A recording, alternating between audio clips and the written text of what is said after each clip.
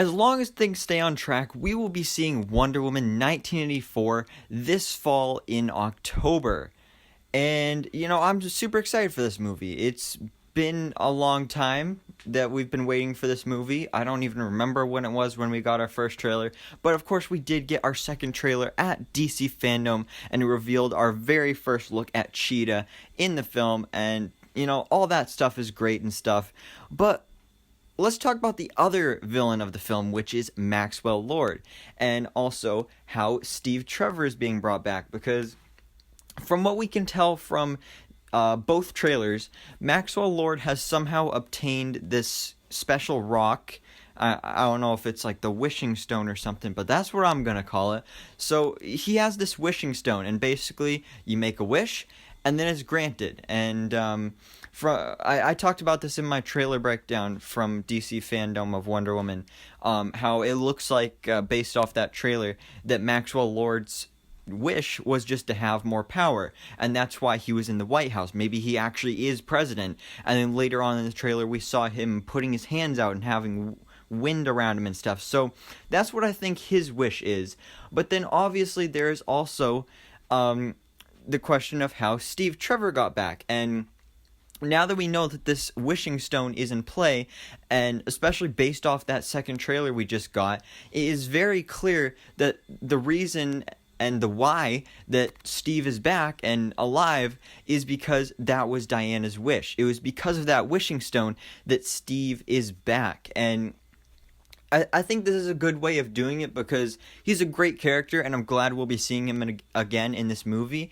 But his sacrifice in the first movie was so surprising and shocking, but also really emotional, that it really meant a lot to Diana's character. And they can't just completely undo that, and they can't just be like, all right, he's alive now. So since he was brought back with the wishing stone, by the end of this movie, the wishing stone has to be destroyed somehow, so then that way Maxwell Lord doesn't have all that power, and then Cheetah won't be Cheetah, unfortunately, but hopefully they can do some kind of loophole with that, because we want Cheetah to show up somewhere later down the road again. But if that wishing stone is destroyed, then basically every wish that was granted will be destroyed. So that means that Steve would fade away. And I think this is a great opportunity, because this movie, when it comes to Steve, it's not about reintroducing Steve and just having him back. I think it's more of a farewell between Diana and Steve, because in the first movie, before he died, they had a good farewell, but he kind of just ran off, and they didn't really get a good long moment to really say goodbye. And I think that's really what the relationship in this movie is going to be all about, because by the end of the movie, Diana is going to have to make this decision.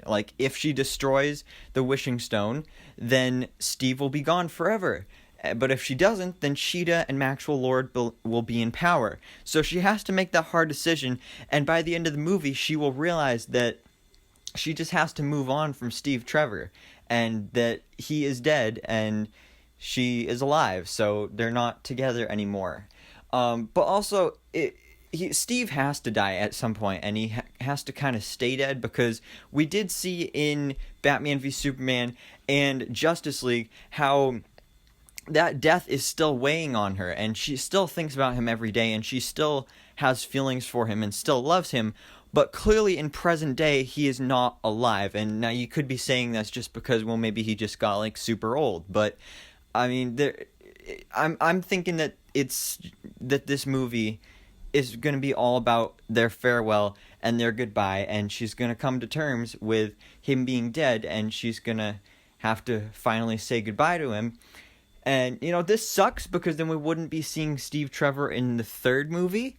But at the same time, the third movie could possibly take place in present day. We're not completely sure. But even if it doesn't, it will still be all about her becoming her own hero and, being the hero that we all know she is, which is Wonder Woman. So obviously, it's going to suck not having Chris Pine around and having to say goodbye to him for a second time.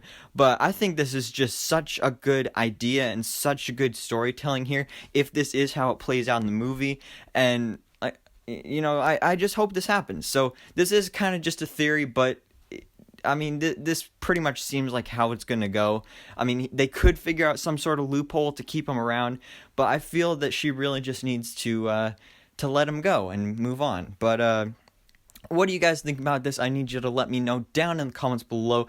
Do you think this is how it will play out in Wonder Woman 1984? And also let me know all your other theories about this movie as well. So thank you guys so much for watching. Please drop a like if you enjoyed this video, and hit that subscribe button so I can keep you up to date on everything that goes on in the DC life.